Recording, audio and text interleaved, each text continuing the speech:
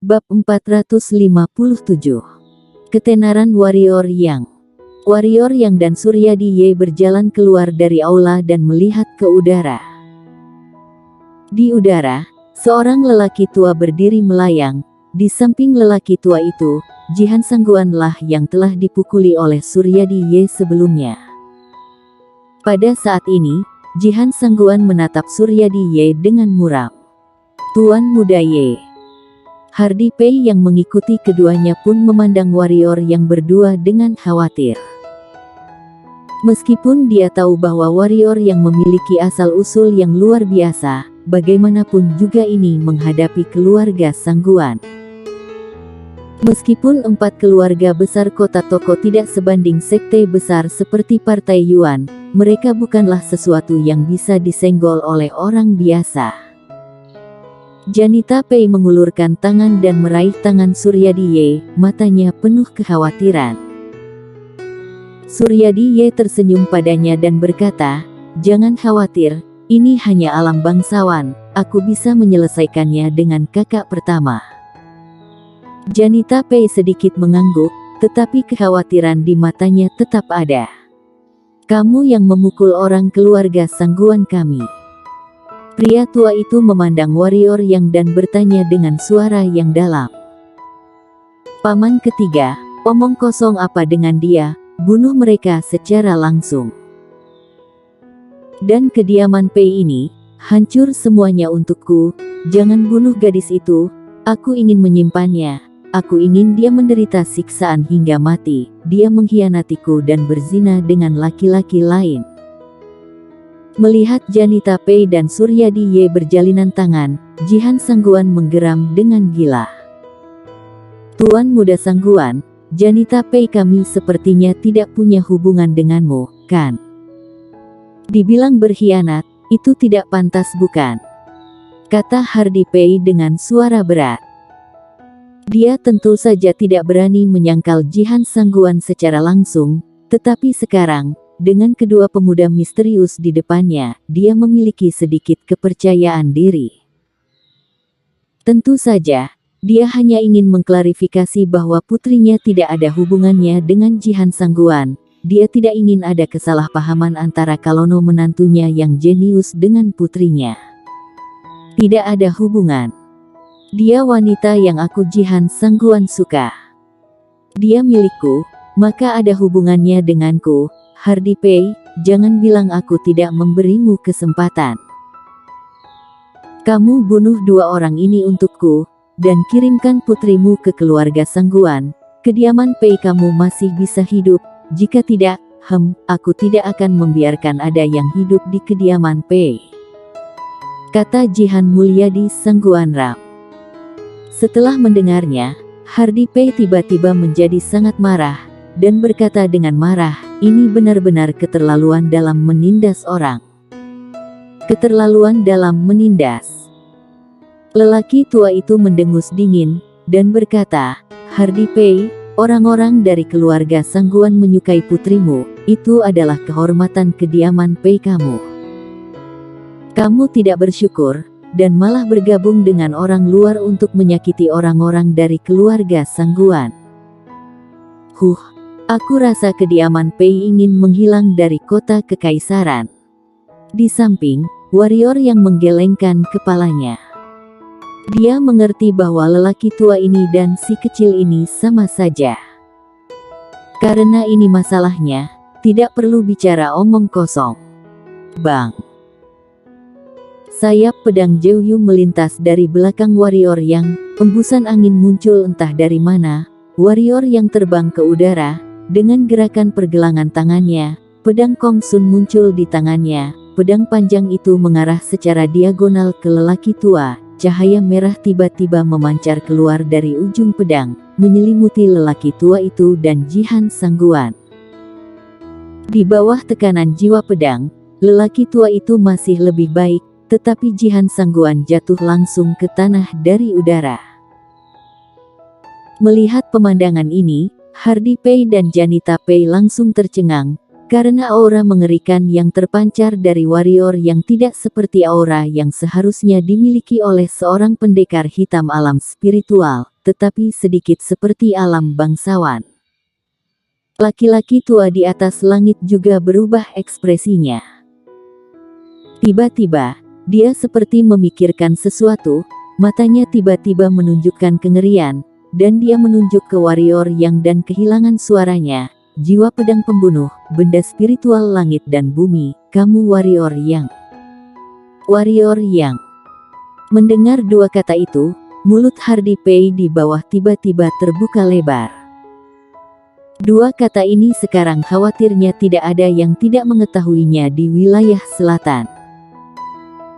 Kaisar pedang kontemporer membunuh alam bangsawan dengan alam spiritual, menghancurkan makam 100 bunga dari Istana Bunga, dan pergi dengan selamat setelah membunuh banyak murid Istana Bunga. Semuanya bisa dikatakan spektakuler. Apakah ini kakak pertama dari menantunya? Memikirkan hal ini, darah Hardy Pei mendidih. Warrior yang tidak berbicara omong kosong dengan pihak lain, pedang Kong Sun di tangannya tiba-tiba menabrak kehampaan, ujung pedang tiba-tiba muncul di antara alis lelaki tua itu. Lelaki tua itu ketakutan, tubuhnya tiba-tiba bergetar, dan dia langsung menghilang di tempat. Tuan Muda Yang, tunggu sebentar, ini kesalahan keluarga Sangguan aku minta maaf kepada Tuan Muda Yang, aku minta maaf atas nama keluarga Sangguan. Orang tua yang muncul 100 meter jauhnya pun berkata dengan tergesa-gesa ketika melihat warrior yang ingin menyerang lagi. Dia telah mendengar bahwa warrior yang dapat membunuh master alam bangsawan dengan melampaui alam, tetapi dia masih tidak percaya, bagaimanapun, perbedaan antara alam bangsawan dan alam spiritual masih sangat besar. Tapi sekarang, dia mempercayainya. Jika bukan karena reaksinya yang tidak lambat, pedang warrior yang mungkin bisa membuatnya mati, jiwa pedang pembunuh dan senjata Dao benar-benar mengerikan. Tentu saja, yang membuatnya lebih takut adalah orang yang berdiri di belakang warrior yang. Itu adalah Kaisar Si, Kaisar Monster, dan seorang master misterius alam Kaisar. Istana Bunga menyinggung warrior yang dan hampir dihancurkan oleh warrior yang. Dia bertanya pada dirinya sendiri, keluarga Sangguan lebih rendah dari Istana Bunga. Bagaimana mungkin berani memprovokasi musuh yang begitu menakutkan untuk keluarga Sangguan? Setelah mendengar itu, warrior yang berhenti di tempat dan berkata, minta maaf. Sepertinya kamu tidak tulus. Mendengar kata-kata warrior yang, wajah lelaki tua itu sedikit berubah. Dia ragu-ragu, dan kemudian kilatan tekad melintas di matanya. Dan kemudian telapak tangannya mengenai Jihan Sangguan yang telah jatuh ke tanah di bawah, dan tempat di mana Jihan Sangguan berada bergetar kencang, dan Jihan Sangguan menjerit, dan kemudian seluruh tubuh meledak, berubah menjadi hujan darah.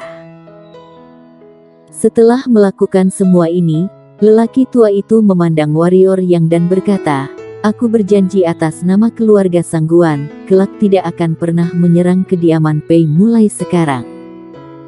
Untuk masalah hari ini, keluarga Sangguan kami akan memberi ganti rugi kepada kediaman Pei untuk semua kerugian, bukan hanya itu. Sejak saat ini, jika seseorang di kota kekaisaran mengincar kediaman Pei, mereka akan menjadi musuh keluarga Sangguanku. Tuan Muda Yang, bagaimana ketulusan permintaan maaf keluarga Sangguan kami? Manusia terkenal karena namanya. Dia telah mendengar tentang kehausan darah dan kekejaman warrior yang. Dia tahu bahwa jika dia tidak menurunkan dirinya sebanyak mungkin untuk memuaskan iblis di depannya kemungkinan besar akan menyerang lagi. Mungkin dia akan membantai keluarga Sangguan, dan pada saat itu, situasi keluarga Sangguan akan memalukan. Lagi pula, di belakang warrior yang adalah Kaisar Si dan Kaisar Monster.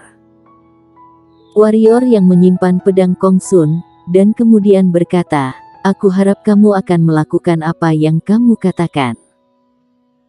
Jika ada sesuatu yang salah dengan keluarga Pei di masa depan, aku pasti akan mengunjungi keluarga Sangguan kamu.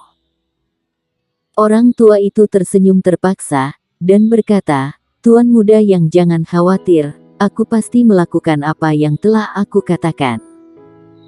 Setelah berbicara, dia segera menghilang di tempat.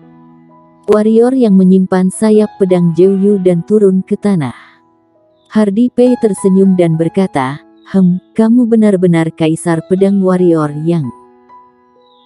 Warrior yang tersenyum tak berdaya, dan berkata, sungguh tidak berdaya makanya melaporkan nama palsu sebelumnya, aku harap senior tidak keberatan.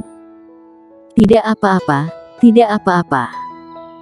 Hardy Pei melambaikan tangannya dengan cepat, bercanda, dia terlalu senang, bagaimana dia bisa keberatan. Dia mendengar apa yang dikatakan master keluarga Sangguan dengan jelas sebelumnya. Sejak saat ini, siapa yang berani menggertak keluarga Pei-nya di kota kekaisaran? Warrior yang mengangguk, lalu berjalan ke arah Suryadi Ye, dan dengan jentikan jarinya, sebuah cincin penyimpanan terbang di depan Suryadi Ye dan berkata, ada beberapa batu energi di dalamnya, itu anggap sebagai hadiah pernikahanmu dan adik ipar. Kali ini kamu tidak perlu menemaniku ke medan perang kuno, berkeluargalah di kota kekaisaran ini dengan baik. Wajah Suryadi Ye berubah, dan dia dengan cepat berkata, kakak pertama, aku baik-baik saja. Setelah aku menikah dengan Janita Pei, aku langsung ke medan perang kuno, aku. Warrior yang melambaikan tangannya dan berkata, aku tahu apa yang kamu maksud, dan aku tidak bermaksud yang lain. Suryadi, aku tahu, kamu ingin membalas dendam, kamu ingin membalas budi dan balas dendam bersamaku, tetapi itu tidak perlu, sungguh tidak perlu. Kamu harus tahu, kamu tidak sendirian sekarang. Kamu sudah punya istri, kamu harus bertanggung jawab padanya, apakah kamu mengerti? Adapun dendam kamu dapat yakin bahwa aku dan saudara-saudara lain akan membantu kamu membalaskannya. Suryadi Ye menggelengkan kepalanya dan berkata, kakak pertama, bagaimana aku bisa meninggalkanmu saat ini? Warrior yang tersenyum dan berkata, jika kamu benar-benar ingin membantu aku, maka kamu bangunlah keluarga di sini dengan baik, kemudian bekerja keras untuk meningkatkan kultivasi kamu. Bagaimanapun, musuh aku adalah alam bangsawan dan alam kaisar. Selain itu, hargai orang di hadapanmu saat ini, jangan karena masa lalu hingga menyia-nyiakan orang di sisimu yang mencintaimu sekarang, mengerti? Ketika aku naik ke alam bangsawan, aku akan mencarimu. Suryadi Ye memandang warrior yang dan berkata dengan tegas. Warrior yang tersenyum dan berkata, nanti bicarakan lagi. Setelah berbicara, warrior yang tidak tinggal, tubuhnya bergerak, dan dia menuju ke langit. Janita Pei berjalan mendekati Suryadi Ye dan melihat kilatan cahaya di langit dan berbisik, kakak pertama dikabarkan sebagai dewa pembunuhan yang haus darah dan pembunuh, tapi menurutku kakak pertama sangat baik. Sepertinya rumor itu tidak bisa didengar. Suryadi Ye tertawa kecil dan berkata, rumor itu benar. Kakak pertama memang orang seperti itu, tapi itu hanya saat menghadapi. Terhadap musuh, dia benar-benar haus darah dan membunuh tanpa berkedip. Aku melihatnya membunuh ribuan murid Istana Bunga dengan satu pedang. Saat itu, dia bahkan tidak berkedip mata satu kali pun. Tapi dia memperlakukan orang sendiri dengan sangat baik, dan dia sangat penyayang. Aku sangat beruntung bisa menjadi orangnya kakak pertama. Aku juga merasa dia orang baik.